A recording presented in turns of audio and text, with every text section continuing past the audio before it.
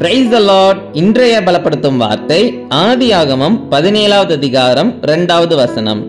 Genesis chapter 17 verse 2. நான் உன்னை மிகவும் திரளாய் பெருக பண்ணுவேன். I will multiply you exceedingly. ஹல்லேலூயா. இன்றைக்கு இயேசு உங்களை பார்த்து சொல்லுகிறார், நான் உங்களுக்கு ஒரு பெரிய திட்டம் வைத்திருக்கிறேன், உங்களை மிகவும் திரளாய் பெருக பண்ணுவேன் என்று வாக்கு பண்ணுகிறார்.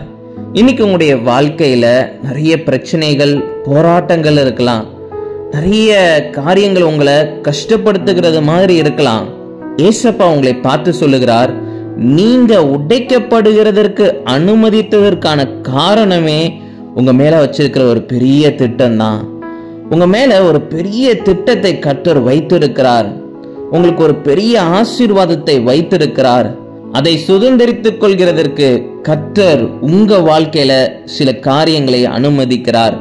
சில பிரச்சனைகள், சில போராட்டங்கள், இப்படிப்பட்ட சில காரியங்கள் உங்க வாழ்க்கையில இருக்குது அப்படின்னா நீங்க புரிந்து கொள்ளணும், கர்த்தர் நம்முடைய வாழ்க்கையில பெரிய திட்டம் வைத்திருக்கிறார். ஒரு பெரிய பொறுப்பு நமக்கு கொடுத்திருக்கிறார்.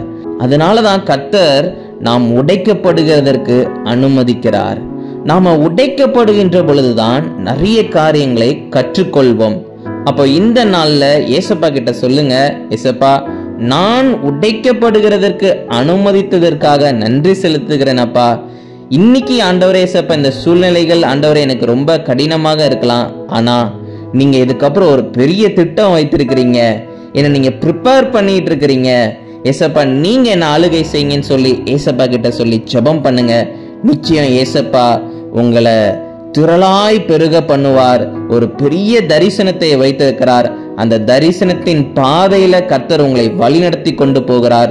சோர்ந்து போகாதீங்க, ஏசப்பா உங்களோட கூட இருக்கிறார்.